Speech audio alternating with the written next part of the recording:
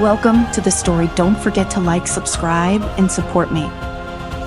Under the pale light of a crescent moon, Morgana strode through the forest with purpose. Her black cloak flowed behind her, its edges glowing faintly in the silver moonlight. The ancient map clutched in her hand had led her to this hidden grove, deep within the wilds of Avalon, where no one dared tread. Her breath misted in the air, and the forest seemed to hold its breath as she approached her destination. Before her, bathed in the light of the moon, stood the silver moon altar, a relic lost to time, forgotten by all but the most diligent of sorcerers. The altar was a massive stone slab, carved with ancient runes that shimmered faintly as if alive with magic. Its surface, polished and smooth, gleamed like silver, reflecting the cold light from above. Morgana's heart raced as she stepped closer. This was Ida, the key to her ultimate power. Legends spoke of the altar's ability to summon the moon's power, harnessing it to reshape the world. If she could complete the ritual, she would plunge the entire continent into eternal night, a realm where her dark magic could reign unchecked. The sun would never rise again, and the people of Avalon, Merlin, Arthur, all of the Ama would finally kneel before her. Kneeling at the base of the altar, Morgana unrolled the scroll she had stolen from the ancient archives. The language was archaic, the symbols nearly impossible to decipher, but Morgana had spent years mastering the forbidden tongues of old. She traced her fingers over the runes, her lips moving silently as she whispered the incantation. The air around her began to hum with energy. The trees creaked, and the ground trembled slightly as the magic of the altar stirred. Morgana's eyes glinted with excitement. Soon, the full moon would rise, and the ritual would be complete. But first, she needed to prepare. The altar's power was immense, and even she couldn't wield it without the proper safeguards. She began to draw a protective circle around the altar, using a mixture of silver dust and ground moons to kneel, both potent conduits of lunar energy. As the circle took shape, the hum in the air grew louder, and Morgana felt the power of the altar reach out to her, like a beckoning hand. "You will be mine," she whispered, standing back to admire her work. "And the world will be mine." Far to the west, in the heart of Camelot, Merlin awoke with a start. His dreams had been filled with shadows, a dark tendrils creeping across the land, blotting out the sun, suffocating the very life from the earth. He sat up in bed, his heart pounding, his senses on high alert. The vision had been too clear, too vivid to be mere fantasy. Morgana was planning something dark and terrible. Merlin had always known she was dangerous, but these a broken bar. This was different. He could feel it in his bones. Throwing on his robe, he hurried out of his chambers, his feet moving swiftly through the stone halls of the castle. He needed to find Arthur. The young king was in the training yard, sparring with his knights when Merlin found him. Arthur's sword clashed against the steel of his opponent's blade, the sound ringing out across the yard. His face was flushed with exertion, his eyes focused. "Arthur!" Merlin called, waving the king over. Arthur glanced up, lowering his sword. He wiped the sweat from his brow and jogged over to the wizard. "Merlin, what's wrong? You look like you've seen a ghost." "Worse," Merlin said, his voice low. "Morgana, she's found the silver moon altar." Arthur frowned. "I've never heard of it." "Few have," Merlin replied. "It's an ancient relic, lost to time. But its power broken bar, Arthur. If Morgana activates the altar, she could summon the moon's power itself. She could plunge the world into eternal night." Arthur's expression darkened. "What do? "We stop her," Merlin said simply. "But we have little time. The full moon is only days away, and once the ritual is complete, there will be no reversing it." Arthur nodded, already sheathing his sword. "Then we leave at once." "Where is this altar?" "In the wilds of Avalon," Merlin said. "It's a treacherous journey, but we have no choice." "Gather the men," Arthur commanded one of the knights nearby. "We ride for Avalon." The journey to Avalon was long and perilous. The roads were treacherous, winding through dense forests and across rocky cliffs, where one wrong step could mean a deadly fall. Arthur and his knights, though battle-hardened, found themselves pushed to their limits as they navigated the dangerous terrain. But Merlin led them with unwavering determination, his staff glowing faintly with magic to guide their way. "We must be getting close," Merlin muttered as they passed through a particularly dense patch of forest. The trees here were twisted and gnarled, their branches reaching out like claws, casting eerie shadows on the ground. Arthur glanced at Merlin. "Are you sure we'll reach her in time?" "We have to," Merlin said. "There's no other option." Just as the words left his mouth, the ground beneath them began to shake. Arthur pulled his horse to a stop, his hand instinctively going to the hilt of his sword. The knights behind him did the same, their eyes scanning the forest for any signs of danger. "What was that?" one of the knights asked. Merlin's face was grim. "The altar's power." "Morgana must be preparing the ritual." Arthur cursed under his breath. "We need to move faster." They pressed on, the forest growing darker and more oppressive with each passing mile. The air felt thick, heavy with magic, and an unnatural silence had fallen over the woods. Not even the birds dared to sing here. Finally, after what felt like an eternity, they broke through the trees and emerged into a clearing. There, in the center of the clearing, stood the silver moon altar. It gleamed in the pale light of the crescent moon, its surface etched with glowing runes. And there, standing before it, was Morgana. She was dressed in black, her cloak billowing in the wind, her hands raised high as she chanted in the ancient tongue. The air around her crackled with energy, and the altar seemed to pulse in response, its light growing brighter with every word she spoke. "Morgana!" Arthur shouted, drawing his sword. Morgana turned to face them, her eyes gleaming with power. A cruel smile twisted her lips. "You're too late, Arthur. The ritual has already begun." "We'll see about that," Arthur growled, charging forward. But as he moved, Morgana raised her hand, and a wall of silver light erupted from the ground, blocking his path. Arthur skidded to a stop, his sword raised defensively. "You cannot stop me," Morgana said, her voice echoing with dark magic. "The power of the moon is mine to command." Merlin stepped forward, his staff glowing with arcane energy. "Morgana, this will destroy everything." "You don't know what you're unleashing." "Oh, but I do," she replied, her voice cold. "I've seen the future, Merlin. A world bathed in eternal night, where my power is absolute." "And you?" "You will be nothing." "Not if we can help it," Arthur said, his grip tightening on his sword. Merlin moved quickly, casting a spell that sent a shock wave of energy toward the barrier. The silver light shimmered, but it held strong. Morgana laughed, her voice high and mocking. "You think you can stop me with parlor tricks?"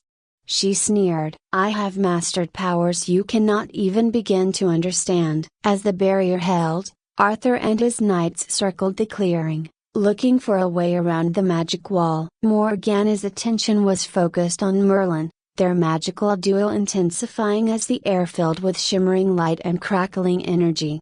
But just as it seemed Morgana might gain the upper hand, Merlin's staff pulsed with a brilliant light. The ground trembled, and the barrier flickered for just a moment, a brief, fleeting opening. Arthur saw his chance. He surged forward, sword raised, and plunged through the gap in the barrier. Morgana's eyes widened in surprise as Arthur closed the distance between them. But before he could strike, the altar flared with light, and the world around them seemed to twist and shift. The clearing vanished, replaced by a strange, ethereal landscape bathed in silver light. The ground beneath their feet felt weightless, the sky above swirling with unfamiliar stars. Arthur stumbled, disoriented by the sudden change. "What a broken bar, where are we?" "The moon world," Merlin said, his voice grim. "Morgana has already begun the ritual. We're in her domain now." Arthur felt the ground give beneath his feet, though he stood firm, his sword still clenched in his hand. The air in this moon world was strangely lighter, as if everything weighed less, but there was an oppressive energy swirling around them. Morgana's laughter echoed, bouncing off the silvery ground, stretching into the distance like ripples on water. He could see her standing on a floating platform a few yards away, surrounded by shimmering lights. "Welcome to my domain," Morgana said, her voice filled with triumph. She floated effortlessly, her black cloak billowing as if caught in a wind that wasn't there. Here, the rules of your world no longer apply. Arthur's grip tightened on his sword, and he glanced at Merlin, who was already scanning their surroundings, eyes narrowed in concentration. The moon world was unlike anything they had seen before. There were no clear boundaries, no horizon, just an endless expanse of silvery light that twisted and distorted like a dream. Floating islands drifted lazily in the distance, connected by thin threads of energy, and above them hung a vast, pale moon, larger than life, casting a cold glow over everything. "We have to stop her before the ritual is complete," Merlin said, his voice low but steady. "If she draws enough power from this place, the moon's energy will merge with the real world, and the eternal night will begin." Arthur nodded, his determination hardening. "What do we do?" Merlin raised his staff, which hummed with power. "I'll disrupt the magic that binds this place to the altar. But you'll need to get close enough to stop Morgana. She's channeling the moon's energy through herself, using this world to amplify her power. If you can break her focus, we might have a chance." Arthur didn't need any further instruction. He charged forward, his sword gleaming as he leapt across a series of floating platforms that seemed to form a path toward Morgana. The gravity in this strange world pulled at him differently, making each step feel both lighter and more precarious. As Arthur neared, Morgana's eyes glowed with silver light. She raised her hands, and the moon's energy surged through her fingertips, coalescing into a beam of pure power that shot directly at him. He barely had time to raise his shield, deflecting the blast with a force that nearly knocked him off his feet. The energy crackled and burned, searing the air around him. "Fool!" Morgana's voice echoed, filled with contempt. "Do you think you can stop me here, in my world?" Arthur gritted his teeth, pushing through the pain. "I've faced worse than you, Morgana." She laughed again, but it was colder this time, her confidence unshaken. "You've faced nothing like this." With a flick of her wrist, she summoned creatures from the silver mist, lunar beasts, their forms twisting and shifting, glowing with the pale light of the moon. Their eyes gleamed like stars as they advanced on Arthur, their massive claws scraping the ethereal ground beneath them. Arthur met them head on, his sword flashing as he struck the first beast. It let out a howl, its body disintegrating into silvery mist upon contact with his blade. But more replaced it, snapping their jaws and clawing at him from all sides. Arthur swung his sword in wide arcs, cutting through them with precision, but the onslaught was relentless. For every beast he felled, another rose from the mist. Behind him, Merlin was chanting under his breath, weaving intricate spells to disrupt Morgana's connection to the moon world. He could feel the magic fighting back, resisting his every move. Sweat beaded on his brow as he struggled to hold the forces at bay. Morgana's power was immense, and here, in this realm, she was nearly unstoppable. "Arthur!" Merlin called out, his voice strained. "I can't hold this for long." Arthur knew what he had to do. With one final swing, he dispatched the last of the beasts and leapt toward Morgana's platform. She saw him coming and unleashed another wave of energy, this one more focused, more destructive. It hit him square inches the chest, sending him flying backward. He hit the ground hard, skidding across the shimmering surface, his sword slipping from his hand. "Is that all you've got?" Morgana taunted, floating toward him. Her eyes blazed with power, and her hands crackled with energy. Arthur struggled to stand, his chest burning from the blast. He reached for his sword, but Morgana was already upon him, her magic swirling like a storm. "Your resistance is pathetic," she hissed. "You and Merlin think you can stop me?" This is only the beginning. Just as she prepared to strike, a bright flash of light erupted behind her. Merlin, his staff raised high, had unleashed a massive surge of magic. The force of it knocked Morgana off balance, her connection to the moon world wavering for just a moment. That was all Arthur needed. With a roar, he lunged forward, grabbing his sword and driving it toward Morgana. The blade connected with her arm, cutting deep, She screamed in fury and pain, the silver light around her flickering as the ritual faltered. "No!"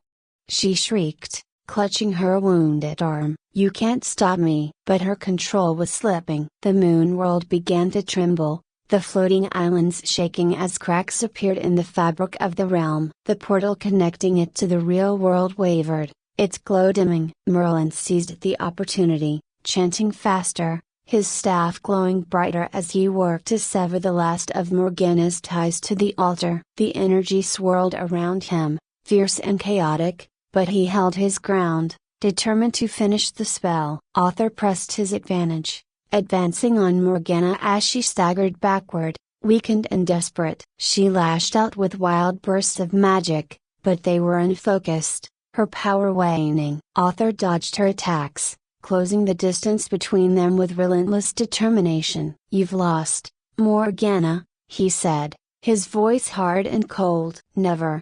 she screamed, her eyes blazing with hatred. But as she raised her hands to cast one final spell, the ground beneath them shook violently. The moon world was collapsing. Arthur could feel the shift in the air, the magic unraveling as Merlin's spell took hold. Morgana's eyes widened in realization, her expression turning from fury to panic. "No, I won't be defeated like this!"